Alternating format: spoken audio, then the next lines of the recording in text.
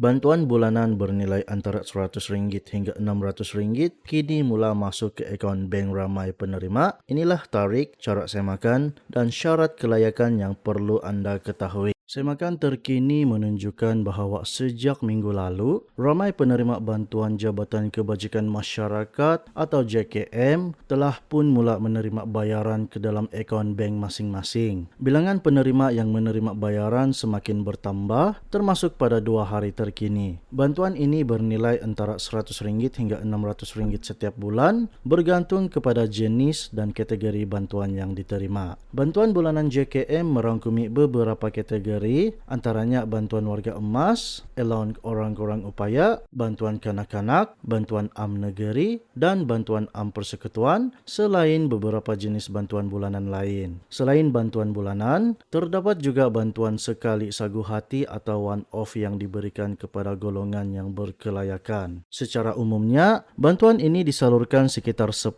hari bulan setiap bulan. Namun, tren pembayaran sebelum ini menunjukkan sesetengah kawasan menerima bayaran seawal 3 hingga 4 hari bulan, manakala sesetengah kawasan lain pula menerima bayaran lewat selepas 10 hari bulan, malah ada yang menerima menjelang penghujung bulan. Tarikh pembayaran juga boleh berubah dari bulan ke bulan bagi kawasan yang sama. Oleh itu, penerima dinasihatkan untuk berhubung terus dengan pejabat JKM di kawasan masing-masing bagi mendapatkan maklumat tarikh bayaran yang tepat. Status penyaluran bantuan boleh disemak melalui platform rasmi iMaklum di alamat imaklum.anm.gov.my yang memaparkan status jika uang telah diserahkan kepada pihak bank untuk dikreditkan. Selepas status ini dipaparkan, tempoh kredit ke akaun bank biasanya mengambil masa sekitar 1 hingga beberapa hari. Walau bagaimanapun, sekiranya maklumat tidak kelihatan pada platform tersebut, penerima tidak perlu risau kerana ia hanyalah satu kaedah semakan dan bukan syarat wajib untuk wang dikreditkan. Permohonan bagi bantuan bulanan JKM dibuka secara berterusan mengikut kes. Bagi kes yang mendesak, kelulusan biasanya boleh diberi dengan segera. Manakala bagi kes yang tidak mendesak, tempoh kelulusan mengambil sedikit masa dan ada permohonan yang mengambil masa sehingga berbulan-bulan sebelum diluluskan. Antara bantuan yang popular adalah bantuan warga emas dengan nilai bantuan sebanyak RM600 sebulan. Syarat kelayakan yang telah ditetapkan oleh pihak JKM antaranya termasuk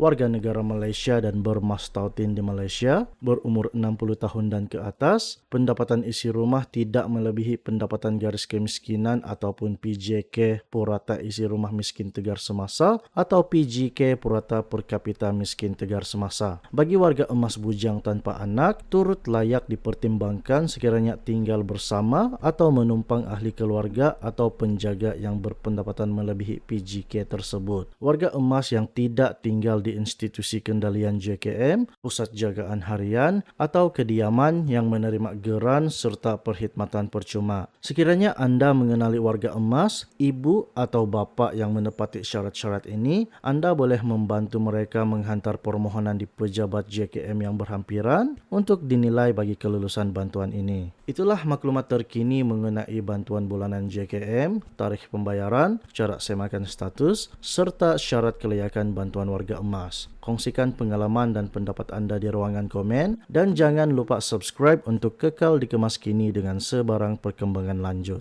Itu sahaja laporan kami pada hari ini. Sekian, terima kasih. Teruskan bersama kami untuk berita terkini dan bantuan lanjut.